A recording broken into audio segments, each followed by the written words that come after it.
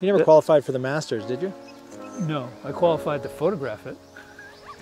That's about as close as I'm gonna get. I'm Evan Schiller, and this is why I have one of the best jobs in golf.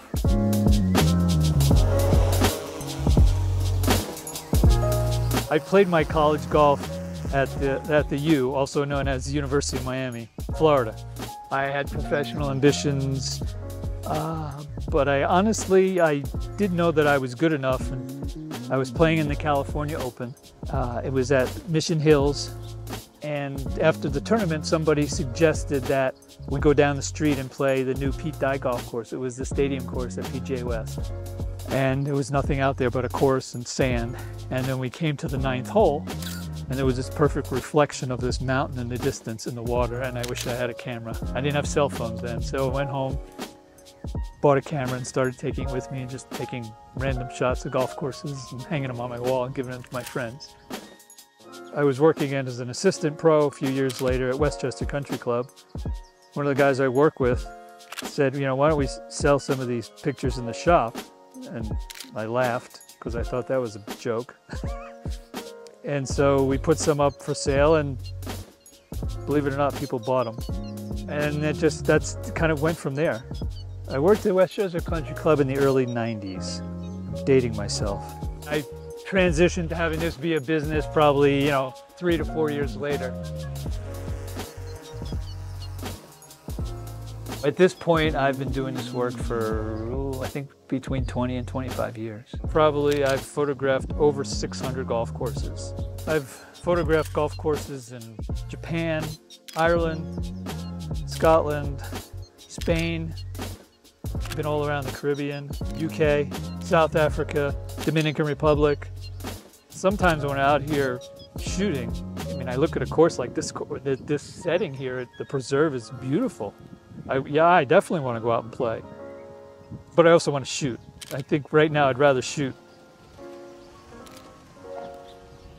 Once I get the drone up in the air, I'm looking for different, a nice angle, a nice perspective, so the photo it just flows nicely.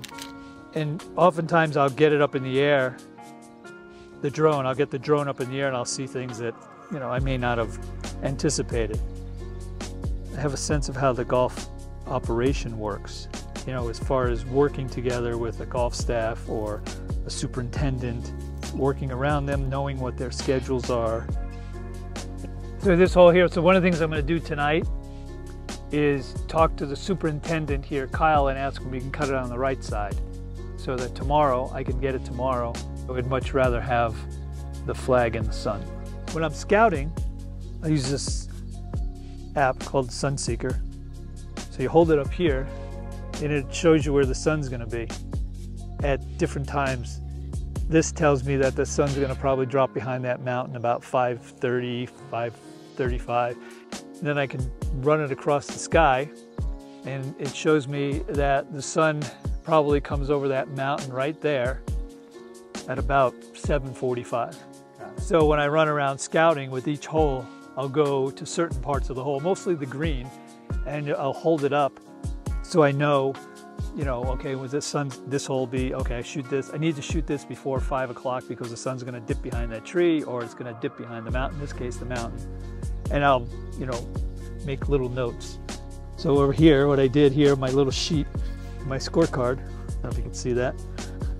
As I drove around each hole, I'll put AM, it's a chicken scratch, AM, PM, and I'll put about the times I want to shoot them. And then over here I put pin, I'll write the pin, that says pin, I know you can't read that, but, and then if I need a pin moved, so I'll say left, middle, front, where I like it to be. Okay, I'm gonna head up here. Okay. This hole, I had a feeling it was gonna be really nice at about this time. I don't know, it's just my gut. And it's nice because, you have almost like a spotlight, like a gauzy spotlight. Yeah, it's kind of coming through the sun's it's coming through, the trees are lit up nicely. Actually, hang on. I'll shoot this just for you guys. Too many shots are taken too high. there's like this obsession with height. And yeah, there's a place for it, but I think there's also a place for lower shots. Because one of the things with a drone for me is it's taken the place of big ladders, lifts, bucket trucks, all that stuff. You get what you like here? Yeah, except the golfers. Things I love most about this job are, well, I get to go to amazing places, like this place, the Preserve, and I meet some really nice people. One of the things I really enjoy is meeting the superintendents, and lots of times I'll hang out with them on the golf course talking. Sometimes they go along with me because they're usually really helpful. I always make it a plan and a point to connect with them because once I'm on property, they're the most important person for the shoot. When I first started out, I always had to seek work.